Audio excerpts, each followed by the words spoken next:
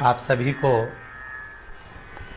सुंदर शरद पूर्णिमा की बहुत बहुत बधाई हो। बाबा विश्वनाथ की कृपा आप पर सदा बनी रहे। आ गया शरद पूर्णिमा की रात्रि।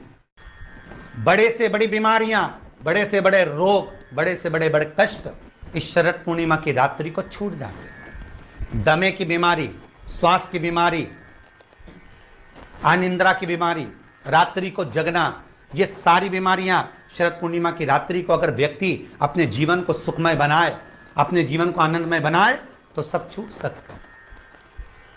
शरद पूर्णिमा की रात्रि को पीपल के पत्ते 5 लेकर उसके ऊपर खीर डालकर रात्रि को खा लेने से महाराज दमे की बीमारी, श्वास की बीमारी रुक जाती है। वो बीमारी बढ़ती नहीं है, उससे कष्ट नहीं होता। जिन बच्चों के नेत्र कमजोर होते हैं, रोशनी कमजोर होती है, शरद पूर्णिमा के दिन रात्रि को 12 बजे भगवान चंद्रदेव का दर्शन कराइए। 5 से 7 मिनट तक नयन मिलाएं चंद्रदेव के साथ और बाद में एक पीपल के पत्ते पर खीर जो चंद्र के नीचे रखी हुई है उसी खीर को चटा दीजिए। फिर चंद्र का दर्शन कराओ, फिर खीर को चटा दीजिए। महाराज नयन की ज्योति बढ़ती है, नींद नहीं आती तो निंद्रा देवी प्रवेश करती है, निंद्रा अच्छी आती है, आनंदित होता है। महाराज जिस व्यक्ति के शरीर में गांठ पड़ जाती हो, शरीर काला पड़ जाता हो, चट्टे पड़ जाते हो या दांत खाज खुजली हो जाता हो, उसके लिए भी शरद पूर्णिमा की रात्रि को 12 बजे महाराज भगवान चंद्रदेव के लिए 21 दिए जलाए जाते हैं। उस 21 दिए की कालोच एक थाली में इकट्ठी करी जाती है।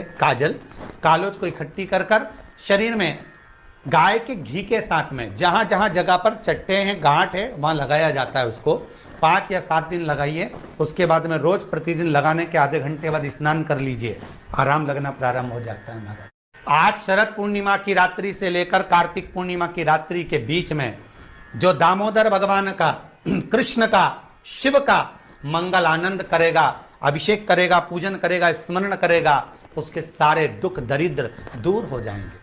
रात्रि को आप बड़े प्रेम से खीर बनाओ, चंद्रदेव की साक्षी में रखो, भोग लगाओ भगवान श्री हरि को। बन सके अगर लक्ष्मी की कमी है, लक्ष्मी नहीं आ रही है, व्यापार नहीं चल रहा है, तकलीफ बहुत ज़्यादा है, घर में कष्ट है, कर्जा ज़्यादा है, तो एक तांबे के कलश के ऊपर, तांबे के कलश में पानी भरना, कटोरी रखना, उस पर लक्ष्मी जी की मूर्ति रखना।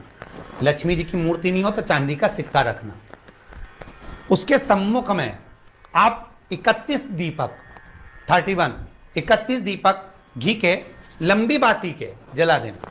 महाराज एक एक कमल गट्टा उस 31 दिए के अंदर डाल देना और लक्ष्मी जी का पूजन करना, लक्ष्मी जी का स्मरण करना, खीर का भोग लगाना, पान के पत्ते पर खीर रखना, 5 पत्ते पर खीर का भोग लगाना और माता लक्ष्मी से विनती करना। सुबेरे 4 बजे तक वो रखे रहने देना, सुबह 4 बजे वो उठाना, लक्ष्मी को वापिस तिजोरी में या सिक्का हो तो उसको अलमारी में रख देना। जो खीर बनी है वो प्रसाद के रूप में सुबह 8 बजे, 10 बजे, 9 बजे जब खाना हो प्रेम से खाना। माता जो दिए लगाए हैं वो ठंडे हो गए होंगे, उनको रखे रहने देना, बाद में काम आते रहेंगे, या दिए विसर्जन करना हो तो आपकी मर्जी है।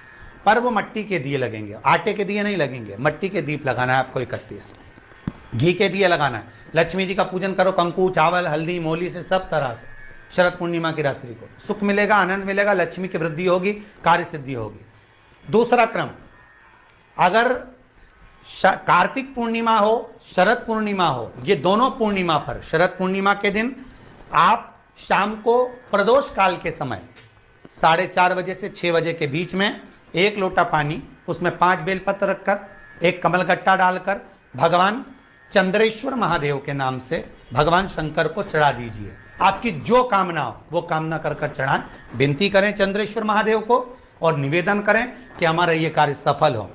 केवल शरद पूर्णिमा के दिन चढ़ाइए, कार्तिक पूर्णिमा तक क्या फल मिलता है हमको जरूर बताइए। भी शरद पूर्णिमा की रात्रि को और कार्तिक पूर्णिमा की रात्रि को गर्भवती नारी अपनी नाभि पर यदि चंद्र की दृष्टि पड़वा लेती है तो बच्चा विकलांग पैदा नहीं होता है। गर्भ से जो बालक होगा श्रेष्ठ होगा, विद्वान होगा, चतुर होगा, पढ़ने में होशियार होगा, क्योंकि ये चंद्र की किरणें जब समुद्र में उछाल ला सकती हैं तो आपके जीवन में भी तरक्की ला सकती है, उछाल ला सकती है। शरद पूर्णिमा से कार्तिक पूर्णिमा के बीच में प्रयास करना। दुकान नहीं चल रही हो, व्यापार नहीं हो रहा हो, तकलीफें बहुत ज्यादा हो, घर में क्लेश जाता हो, अशांति ज्यादा हो, पैसे नहीं आ रहे हो, 1 रुपया कमा रहे 1.25 रुपये खर्च हो रहा है, बहुत टेंशन है, तो शरद पूर्णिमा से कार्तिक पूर्णिमा तक एक हल्दी और कुंकू ये थोड़ा सा मंदिर में लेकर जाइए। हल्दी और कुंकू जरा जरा सा ले जाओ, अशोक सुंदरी वाली जगह पर पहले शंकर जी पे जल चढ़ा दो, अशोक सुंदरी वाली जगह पे जल चढ़ा दो, और वह हल्दी और कुंकू की एक एक बिंदी अशोक सुंदरी वाली जगह पर अपनी कामना कर कर लगा कर आओ। उसी में से वो हाथ जो तुम्हारा गीला है कंकु हल्दी का, वही हाथ लाओ, घर में प्रवेश करते समय अपनी देहली पर थोड़ा सा लगा दीजिए। शरद पूर्णिमा से कार्तिक पूर्णिमा तक कर कर देखो, उसके बाद में फिर बताना कि मेरा देव अधिदेव महादेव ने तुम्हारी झोली भरी कि ना। कहानी दिखे कहीं किसी को पास कहानी दिखे, रहते हैं उसके लिए भी शरद पूर्णिमा के दिन तुलसी की जो डंडी होती है, बेलपत्र की जो ये डंडी है, ऐसे ही तुलसी का जो पत्ता होता है, उस पत्ते की जो डंडी होती है, उस डंडी को चंद्रमा को देखा जाता है, उस डंडी की जो कोर होती है उस कोर को दृष्टि से मिलाया जाता है। शरद पूर्णिमा की रात्रि ठीक 12 बजे आप चंद्रमा की, जैसे चंद्रमा का भाग, उस चंद्रमा के भाग को आप उस डंडी के भाग से निहारने का प्रयास करिए। मारा घर में आई है, घी का दिया लगाई है, उस घी के दीप को लगाने के बाद पूर्णिमा के दिन उस पर एक प्लेट थोड़ी तिरछी कर रख दो, जिससे उसकी कालोच काई की, उस दीप की, घी के दीप की कालोच उस प्लेट पर आ जाए। थोड़ी सी कालोच ले लीजिए, 5-10 मिनट में आ जाएगी। उसको गाय के घी में मिलाकर आंखों में सुरमा लगाकर रात्रि को सो जाइए। 3 दिन बाद आप महसूस करेंगे कि नेत्र की ज्योति बढ़ना प्रारंभ हो रही है। पूर्णिमा का जो चंद्र है वो विशाल का है, और उस चंद्र की पूर्णता में हमारी अभिलाषाएं भी पूर्ण हो। अब पूर्णिमा के व्रत में आपने कई बार किताब पढ़ी होगी पूर्णिमा की, या आपने व्रत किया होगा, या पूर्णिमा का व्रत आप धारण करे होगे, तो उसमें पूजन कौन से भगवान की होती? पूर्णिमा के व्रत में केले के खंभ लगाकर पूर्णिमा का जो उद्यापन होता है, पूर्णिमा की जो पूजन होती है, उस पूजन में शंकर और पार्वती की पूजन की जाती है। शंकर और पार्वती का पूजन क्यों करा जाता है पूर्णिमा के व्रत में? क्योंकि शिव और माता पार्वती ही केवल एक ऐसे हैं जिन्होंने अपूर्ण लक्ष्मी को भी पूर्ण बना दिया था। किसको पूर्ण बनाया है? लक्ष्मी। शरद पूर्णिमा के दिन अगर आप शंकर भगवान को 1 लोटा पानी अगर शिव को समर्पित कर रहे हो, श्वेत पुष्प को रखकर शंकर जी के ऊपर सफेद फूल को चढ़ाकर अगर 1 लोटा जल भी, एक पात्र जल भी शंकर को समर्पित कर रहे हो, तो ये लक्ष्मी के लिए ही तो कर रहे हो। और कौन सी लक्ष्मी? पूर्ण लक्ष्मी। पूर्ण लक्ष्मी।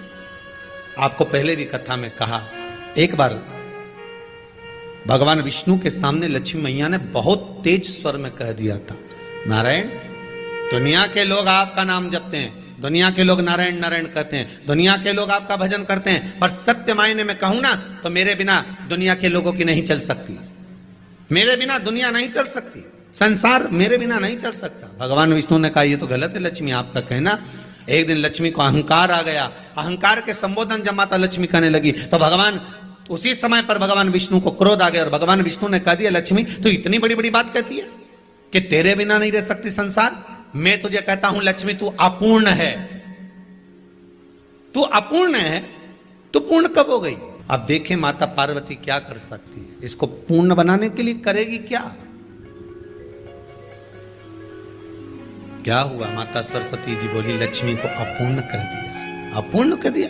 हाँ, तो क्या सोचना उसके लिए? इसको मैं अभी पूर्ण बना देती हूं।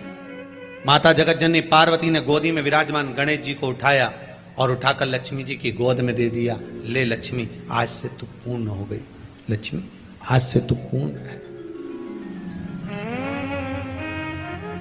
गोदी में जब तक संतान नहीं है तो नारी को लोग अपूर्ण समझते हैं, पर माता पार्वती जी ने संपूर्ण ब्रह्मांड में एक सिद्धता प्रदान कर दी